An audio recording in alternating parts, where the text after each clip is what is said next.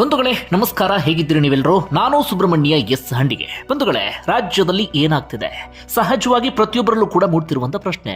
ಸಾಧಾರಣವಾಗಿ ಇಂತಹ ಪರಿಸ್ಥಿತಿಯನ್ನು ನಾವು ಬಿಹಾರದಲ್ಲೋ ಅಥವಾ ಉತ್ತರ ಭಾರತದ ಒಂದಷ್ಟು ರಾಜ್ಯದಲ್ಲಿ ಗಮನಿಸ್ತಾ ಇದ್ವಿ. ಆದರೆ ನಮ್ಮ ರಾಜ್ಯದಲ್ಲಿ ಇದೀಗ ಅಂಥದ್ದೇ ಪರಿಸ್ಥಿತಿ ತಲೆದೋರ್ತಾ ಇದೆ. ಜನ ಹೊರಗಡೆ ಓಡಾಡೋದಕ್ಕೆ ಯೋಚನೆ ಮಾಡುವಂತಹ ಪರಿಸ್ಥಿತಿ, ಅಥವಾ ಗ್ರಾಮೀಣ ಪ್ರದೇಶದಲ್ಲೋ ನಗರ ಪ್ರದೇಶದಲ್ಲೋ ಯಾರಾದರೂ ಆಗಂತಕರು ಅಪರಿಚಿತರು ಕಂಡ್ರೆ ಅವರನ್ನ ಅನುಮಾನದ ದೃಷ್ಟಿಯಲ್ಲಿ ನೋಡುವಂತಹ ಸ್ಥಿತಿ ನಿರ್ಮಾಣ ಆಗಿಬಿಟ್ಟಿದೆ. ರಾಜ್ಯದ ಕಾನೂನು ಸುವ್ಯವಸ್ಥೆ ಬಗ್ಗೆ ಸಹಜವಾಗಿ ಪ್ರಶ್ನೆ ಮೂಡ್ತಾ ಇದೆ. ಪೊಲೀಸರ ಬಗ್ಗೆ ಸಣ್ಣ ಆತಂಕ, ಭಯವೂ ಕೂಡ ಇದ್ದ ಹಾಗೆ ಕಾಣಿಸ್ತಾ ಇಲ್ಲ. ಕಾರಣ, ಒಂದೇ ವಾರದ ಅಂತರದಲ್ಲಿ 5 ದರೋಡೆ ಪ್ರಕರಣ. ಮೊದಲು ವಿಜಯಪುರ ದರೋಡೆ ಪ್ರಕರಣ, ಅದಾದ ಬಳಿಕ ಬೀದರ್ನಲ್ಲಿ ಎಟಿಎಂ ದರೋಡೆ ಪ್ರಕರಣ, ಅದಾದ ನಂತರ ಮಂಗಳೂರಿನಲ್ಲಿ ಬ್ಯಾಂಕ್ ದರೋಡೆ ಪ್ರಕರಣ. ಇಷ್ಟಕ್ಕೆ ನಿಲ್ಲುತ್ತೆ ಅಂತ ಒಂದಷ್ಟು ಮಂದಿ ಅಂದ್ಕೊಂಡಿದ್ರು, ಆದ್ರೆ ನಿಲ್ಲುವ ಹಾಗೆ ಕಾಣಿಸ್ತಾ ಇಲ್ಲ. ಇವತ್ತು ರಾಜ್ಯ ಎರಡೆರಡು ದರೋಡೆ ಪ್ರಕರಣಕ್ಕೆ ಸಾಕ್ಷಿಯಾಗಿದೆ.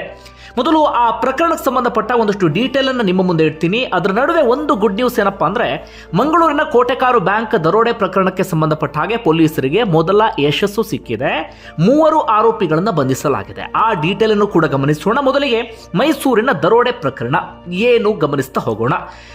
ದೃಶ್ಯವನ್ನು ನೋಡ್ತಾ ಇದ್ರೆ ಸಹಜವಾಗಿ ಎಲ್ಲರಲ್ಲೂ ಕೂಡ ಆತಂಕ ಆಗುತ್ತೆ. ಹೆದ್ದಾರಿ, ಜನನಿಬಿಡ ಪ್ರದೇಶ, ಸುತ್ತಮುತ್ತ ವಾಹನಗಳು ಓಡಾಡ್ತಾನೆ ಇದ್ದಾವೆ. ಹೀಗಿರುವಂತಹ ಸಂದರ್ಭದಲ್ಲಿ ಯಾವುದೇ ಆತಂಕ, ಭಯವೂ ಕೂಡ ಇಲ್ಲದೆ ಅಡಿಕೆ ವ್ಯಾಪಾರಿಯ ಬಳಿ ಹಣವನ್ನ ಕಿತ್ಕೊಂಡಿದ್ದು ಮಾತ್ರ ಅಲ್ಲ, ಅವರ ಕಾರನ್ನು ಕೂಡ ಕಿತ್ಕೊಂಡು ಎಸ್ಕೇಪ್ ಆಗಿಬಿಟ್ಟಿದ್ದಾರೆ ಮುಸುಕುಧಾರಿಗಳು. ಜನ ರೋಡಲ್ಲಿ ಓಡಾಡೋದಕ್ಕೆ ಭಯಪಡುವಂತಹ ಪರಿಸ್ಥಿತಿ ನಿರ್ಮಾಣ ಆಗಿದೆ. ಏನು ಅಂತ ಗಮನಿಸ್ತಾ ಹೋಗೋದಾದ್ರೆ, ಮೈಸೂರು ಮಾನಂದವಾಡಿ ರಾಜ್ಯ ಹೆದ್ದಾರಿ, ಅದು ಪರ್ಟಿಕ್ಯುಲರ್ ಆಗಿ ಯಾವ ಪ್ಲೇಸ್ ಅಂತ ನೋಡೋದಾದ್ರೆ ಮೈಸೂರಿನ ಜೈಪುರದ ಗುಜ್ಜೇಗೌಡನಪುರ ಎನ್ನುವಂತಹ ಭಾಗ ಇದೆಯಲ್ಲ, ಅಲ್ಲಿ ಸಾಕಷ್ಟು ವೆಹಿಕಲ್ಸ್ಗಳು ಓಡಾಡುವಂತಹ ರಸ್ತೆ ಅದು. ಅಂದ್ರೆ ನಿರಂತರವಾಗಿ ವೆಹಿಕಲ್ಸ್ಗಳ ಮೂವಿಂಗ್ ಅಂತೂ ಇದ್ದೇ ಇರುತ್ತೆ. ಹಾಡ ಹಗಲ ಇವತ್ತು ಬೆಳಗ್ಗೆ, ರಾತ್ರಿಯ ಸಂದರ್ಭವೂ ಕೂಡ ಅಲ್ಲ. ನೋಡಿ, ಇತ್ತೀಚೆಗೆ ನಡೆದಿರುವಂತಹ ದರೋಡೆ ಯಾವುದು ಕೂಡ ರಾತ್ರಿ ಅಲ್ಲ, ಹಗಲೇ ಅಂತಹ ದರೋಡೆ ಪ್ರಕರಣಗಳು ನಡೀತಾ ಇದೆ. ಹಾಡ ಹಗಲೇ ಜನ ಓಡಾಡ್ತಿರುವಂತಹ ಸಂದರ್ಭದಲ್ಲೇ ಅಡಿಕೆ ವ್ಯಾಪಾರಿ ಶಫಿ ಅಂತ, ಮೂಲತಃ ಕೇರಳ ಮೂಲದವರು, ಅವರು ತಮ್ಮ ಡ್ರೈವರ್ ಜೊತೆಗೆ ಕಾರ್ನಲ್ಲಿ ಬರುವಂತ ಸಂದರ್ಭದಲ್ಲಿ ಇದ್ದಕ್ಕಿದ್ದ ಹಾಗೆ 3-4 ಮುಸುಕುದಾರಿಗಳು 2 ಕಾರ್ನಲ್ಲಿ ಬಂದು ಈ ಕಾರಿಗೆ ಅಡ್ಡ ನಿಲ್ತಾರೆ.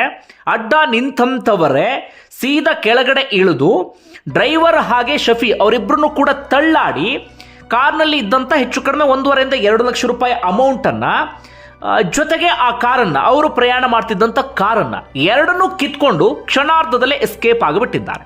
ಹಿಂದ್ಗಡೆ ಬರ್ತಿದ್ದಂಥವ್ರು ಯಾರೋ ಒಬ್ರು ವಿಡಿಯೋ ಮಾಡಿದ್ದಾರೆ. ಸದ್ಯ ಆ ವಿಡಿಯೋ ವೈರಲ್ ಆಗ್ತಾ ಇದೆ. ತಕ್ಷಣಕ್ಕೆ ಸುತ್ತಮುತ್ತ ಇದ್ದಂಥ ಜನಕ್ಕೂ ಏನು ಮಾಡೋದಕ್ಕೂ ಸಾಧ್ಯ ಆಗಿಲ್ಲ. ಯಾರಿಗೂ ಕೂಡ ಧೈರ್ಯ ಬರೋದಿಲ್ಲ ಬಿಡಿ, ಯಾಕಂದ್ರೆ ಕೈಯಲ್ಲಿ ಒಂದಷ್ಟು ಆಯುಧಗಳನ್ನು ಕೂಡ ಆ ಮುಸುಕುದಾರಿಗಳು ಇಟ್ಕೊಂಡಿದ್ರು. ಅದಾದ ಬಳಿಕ ಎಸ್ಕೇಪ್ ಆದ್ರು. ಸದ್ಯ ಪೊಲೀಸರು ಪ್ರಕರಣ ಸಂಬಂಧಪಟ್ಟ ಹಾಗೆ ತನಿಖೆ ನಡೆಸ್ತಿದ್ದಾರೆ. ಆದರೆ ಮುಸುಕುದಾರಿಗಳಿಗೆ ಸಂಬಂಧಪಟ್ಟ ಹಾಗೆ ಇಲ್ಲಿವರೆಗೆ ಸ್ಪಷ್ಟವಾದಂಥ ಯಾವುದೇ ಸುಳಿವು ಕೂಡ ಸಿಕ್ಕಿಲ್ಲ. ಈ ತನಿಖೆ ನಡೆಯೋದು, ಸುಳಿವು ಸಿಗೋದು ಅದೆಲ್ಲವೂ ಕೂಡ ಆನಂತರದ ವಿಚಾರ. ಆದರೆ ಈಗ ಇರುವಂಥ ಪ್ರಶ್ನೆ ಅಂದರೆ, ಹೇಗೆ ಇವೆಲ್ಲ ನಡೀತಾ ಇದೆ? ಯಾರಿಗೂ ಯಾರ ಬಗ್ಗೆಯೂ ಕೂಡ ಹಾಗಾದ್ರೆ ಆತಂಕವೇ ಇಲ್ವಾ ಅಂತ ಹೇಳಿ. ಇಲ್ಲಿ ಏನಾಗಿದೆಯೋ ಗೊತ್ತಿಲ್ಲ. ಶಫಿ ಅಡಿಕೆ ವ್ಯಾಪಾರಿ ಜೊತೆಗೆ ವೈಯಕ್ತಿಕವಾದಂಥ ಗಲಾಟೆ ಇತ್ತಾ, ಯಾವುದಾದ್ರೂ ಹಳೆ ದ್ವೇಷ ಇತ್ತಾ, ಅಥವಾ ಅಡಿಕೆ ವ್ಯಾಪಾರಿ ಒಳ್ಳೆ ದುಡ್ಡಿರುತ್ತೆ ಎನ್ನುವ ಕಾರಣಕ್ಕಾಗಿ ಒಂದಷ್ಟು ದಿನಗಳಿಂದ ಫಾಲೋ ಮಾಡ್ತಾ ಇದ್ರ, ಇಂತಿಂತಲೇ ಹೋಗ್ತಾರೆ ಅಂತ ನೋಡ್ತಾ ಇದ್ರ, ಯಾವುದೂ ಕೂಡ ಗೊತ್ತಿಲ್ಲ. ಅದು ಆನಂತರದ ವಿಚಾರ. ಆದರೆ ಜನ ಓಡಾಡುವಂತಹ ಸಂದರ್ಭದಲ್ಲಿ ಹಾಡ ಹಗಲೇ ಎಲ್ಲರ ಎದುರುಗಡೆನೆ ಬಂದು ಈ ರೀತಿಯಾಗಿ ಕಾರ್ನ ಸಮೇತ ದರೋಡೆ ಮಾಡ್ಕೊಂಡು ಹೋಗ್ಬಿಡ್ತಾರಂದ್ರೆ ಏನು ಹೇಳಬೇಕು ಹೇಳಿ? ಜನ ಮನೆ ಒಳಗಡೆ ಇರೋದಕ್ಕೊಂದು ಕಡೆಯಿಂದ ಭಯ ಆಗ್ತಾ ಇದೆ, ಮತ್ತೊಂದು ಕಡೆಯಿಂದ ರಸ್ತೆಗೆ ಇಳಿಯೋದಕ್ಕೂ ಕೂಡ ಭಯ ಪಡುವಂಥ ವಾತಾವರಣ ಇದೀಗ ನಮ್ಮ ರಾಜ್ಯದಲ್ಲಿ ನಿರ್ಮಾಣ ಆಗಿಬಿಟ್ಟಿದೆ. ಇಲ್ಲಿವರೆಗೆ ಹೋಗಿ ತಲುಪುತ್ತೋ ಗೊತ್ತಿಲ್ಲ. ಒಂದು ರೀತಿಯಲ್ಲಿ ಪ್ರತಿಪಕ್ಷಗಳಿಗೆ ಆಹಾರ ಸಿಕ್ಕಂತ ಆಗಿಬಿಟ್ಟಿದೆ. ಇನ್ನೊಂದು, ಇವತ್ತು ಆನೆಕಲ್ಲಲ್ಲಿ ನಡೆದಂಥ ದರೋಡೆ, 65 ಗ್ರಾಂ ಚಿನ್ನಾಭರಣವನ್ನು ಎತ್ಕೊಂಡು ಹೋಗ್ಬಿಟ್ಟಿದ್ದಾರೆ ವೃದ್ಧರೊಬ್ಬರಿಂದ. ನಿಮಗೆ ಡ್ರಾಪ್ ಕೊಡ್ತೀವಿ ಬನ್ನಿ ಅಂತ ಹೇಳಿ ಆಟೋದಲ್ಲಿ ಕರ್ಕೊಂಡು ಹೋಗಿ ನಿರ್ಜನ ಪ್ರದೇಶ ಕರ್ಕೊಂಡು ಹೋಗಿ ಅವರಿಂದ ಹೆಚ್ಚು ಕಡಿಮೆ 65 ಗ್ರಾಂ ಚಿನ್ನಾಭರಣ ಅಂದ್ರೆ ಎಷ್ಟಾಗತ್ತೆ ಲೆಕ್ಕ ಹಾಕಿ, ಅಷ್ಟು ಚಿನ್ನಾಭರಣವನ್ನು ಕಿತ್ಕೊಂಡು ಅಲ್ಲಿಂದ ಎಸ್ಕೇಪ್ ಆಗಿಬಿಟ್ಟಿದ್ದಾರೆ. ಇವತ್ತು ಆನೆಕಲ್ನಲ್ಲಿ ನಡೆದಿರುವಂತಹ ಘಟನೆ, ಅದು ಕೂಡ ಹಾಡ ಹಗಲ ಸಂದರ್ಭದಲ್ಲೇ. ಏನಾಗ್ತಿದೆ ರಾಜ್ಯದಲ್ಲಿ ಒಂದು ಕೂಡ ಗೊತ್ತಾಗ್ತಾ ಇಲ್ಲ. ಓಕೆ, ಇವತ್ತಿನ 2 ದರೋಡೆ ಪ್ರಕರಣಗಳಿಗೆ ಸಂಬಂಧಪಟ್ಟಂತ ಡೀಟೇಲ್. ಈ ಬೀದರ್ನ ಎಟಿಎಂ ಪ್ರಕರಣ ಏನಾಯ್ತು? ಸಹಜವಾಗಿ ಕುತೂಹಲ ಇದ್ದೇ ಇರುತ್ತೆ. ಬೀದರ್ನ ಎಟಿಎಂ ಪ್ರಕರಣಕ್ಕೆ ಸಂಬಂಧಪಟ್ಟ ಹಾಗೆ ಇಲ್ಲಿಯವರೆಗೂ ಕೂಡ ಸ್ಪಷ್ಟವಾದಂತ ಯಾವುದೇ ಸುಳಿವು ಕೂಡ ಸಿಗ್ತಾ ಇಲ್ಲ. ಆರೋಪಿಗಳು ಬೀದರ್ನಿಂದ ಎಸ್ಕೇಪ್ ಆಗ್ತಾರೆ, ಬೈಕ್ನಲ್ಲಿ ಹೈದರಾಬಾದ್ಗೆ ಹೋಗ್ತಾರೆ. ರೋಷನ್ ಎನ್ನುವಂಥ ಬಸ್ಸಲ್ಲಿ ಹೋಗುವ ಸಂದರ್ಭದಲ್ಲಿ ಜಹಾಂಗೀರ್ ಎನ್ನುವಂಥ ಟ್ರಾವೆಲ್ಸ್ ಮ್ಯಾನೇಜರ್ ಮೇಲೂ ಕೂಡ ಫೈರಿಂಗ್ ಮಾಡ್ತಾರೆ, ಅಲ್ಲಿಂದ ತಪ್ಪಿಸ್ಕೊಂಡು ಹೋಗ್ತಾರೆ.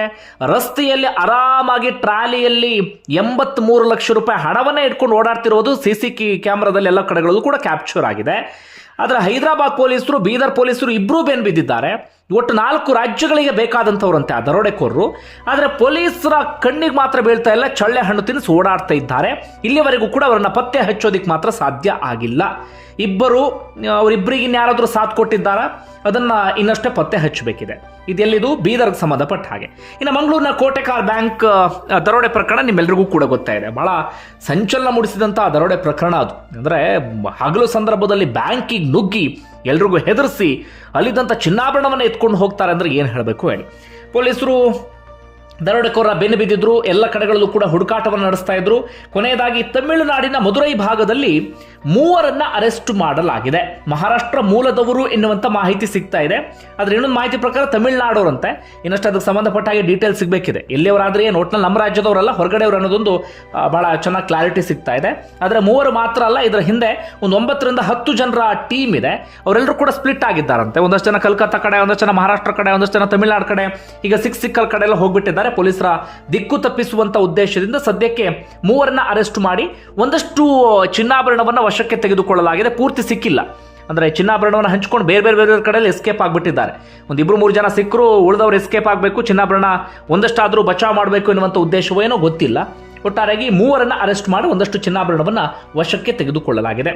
ಇನ್ನು ಪೊಲೀಸರಿಗೆ ಸಹಜವಾಗಿ ಅನುಮಾನ ಬರ್ತಾ ಇದೆ, ಇವರಿಗೆ ಯಾರೋ ಸ್ಥಳೀಯರು ಸಾಥ್ ಕೊಟ್ಟಂಗಿದೆ ಅಂತ ಹೇಳಿ. ಯಾಕಂದ್ರೆ ಮಂಗಳೂರು ಭಾಗದಲ್ಲಿ ಸ್ಥಳೀಯರಿಗೆ ಗೊತ್ತಿಲ್ಲದಂಥ ರೂಟ್ ಎಲ್ಲವೂ ಕೂಡ ಇವರಿಗೆ ಗೊತ್ತಿದೆ. ಅಂದ್ರೆ ಅಷ್ಟು ಚೆನ್ನಾಗಿ ಆ ರೋಡಲ್ಲಿ ಎಸ್ಕೇಪ್ ಆಗಿಬಿಟ್ಟಿದ್ದಾರೆ. ಜೊತೆಗೆ CC ಕ್ಯಾಮ್ರಾ ವರ್ಕ್ ಆಗದೆ ಇರುವಂತಹ ದಿನ ಕರೆಕ್ಟಾಗಿ ಅವತ್ತು ಎಂಟ್ರಿ ಕೊಟ್ಟಿದ್ದಾರೆ. ನಮಾಜ್ಗೆ ವ್ಯಾಪಾರಿಗಳು ಹೋದಂಥ ಸಂದರ್ಭ, ಅದೇ ರೀತಿಯಾಗಿ ಅವತ್ತು CM ಕಾರ್ಯಕ್ರಮ ಇತ್ತು, ಪೊಲೀಸರ ಭದ್ರತೆಯೂ ಕೂಡ ಆ ಕಡೆಗೆ ಶಿಫ್ಟ್ ಆದಂಥ ಸಂದರ್ಭ, ಇದೆಲ್ಲವನ್ನು ಕೂಡ ನೋಡ್ಕೊಂಡು ಎಂಟ್ರಿ ಕೊಡ್ತಿರೋದು ನೋಡಿದ್ರೆ ಯಾರೋ ಸ್ಥಳೀಯರೇ ಸಾಥ್ ಕೊಟ್ಟಿದ್ದಾರೆ ಮಂಗಳೂರು ದರೋಡೆ ಪ್ರಕರಣ ಎನ್ನುವಂಥ ಅನುಮಾನವೂ ಕೂಡ ಜಾಸ್ತಿ ಆಗ್ತಾ ಇದೆ. ಒಟ್ಟಾರೆಯಾಗಿ ಇಷ್ಟು ಡೀಟೇಲ್ಸ್, ಇದೆಲ್ಲವನ್ನು ಕೂಡ ಪಕ್ಕಕ್ಕಿಟ್ಟು ಒಂದಷ್ಟು ವಿಚಾರವನ್ನು ನಾವಿಲ್ಲಿ ಪ್ರಸ್ತಾಪ ಮಾಡ್ತಾ ಹೋಗೋದಾದ್ರೆ, ರಾಜ್ಯದ ಕಾನೂನು ಸುವ್ಯವಸ್ಥೆಗೆ ಸಂಬಂಧಪಟ್ಟ ಹಾಗೆ ಜನ ಸಹಜವಾಗಿ ಆಕ್ರೋಶಗೊಂಡಿದ್ದಾರೆ, ಪ್ರಶ್ನೆಯನ್ನು ಕೂಡ ಮಾಡ್ತಿದ್ದಾರೆ.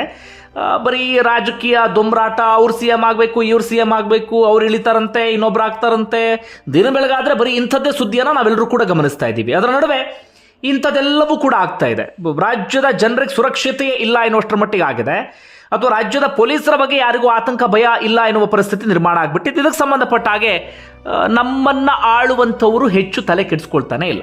ಕೇವಲ ಒಬ್ರು ಕುರ್ಚಿ ಭದ್ರಪಡಿಸ್ಕೊಳ್ಳೋಕೆ ಹೋರಾಟ, ಮತ್ತೊಬ್ರು ಆ ಕುರ್ಚಿಯನ್ನು ಕಿತ್ಕೊಳ್ಳೋದಕ್ಕೆ ಹೋರಾಟ, ಇನ್ನೊಂದು ಕಡೆಯಿಂದ ಪ್ರಶ್ನೆ ಮಾಡಬೇಕಾದಂಥ ವಿಪಕ್ಷಗಳಲ್ಲಿ ಅವರಲ್ಲಿ 1-2-3 ಬಣ ಆಗಿ ಅವರ ನಡುವೆ ಕಿತ್ತಾಟ.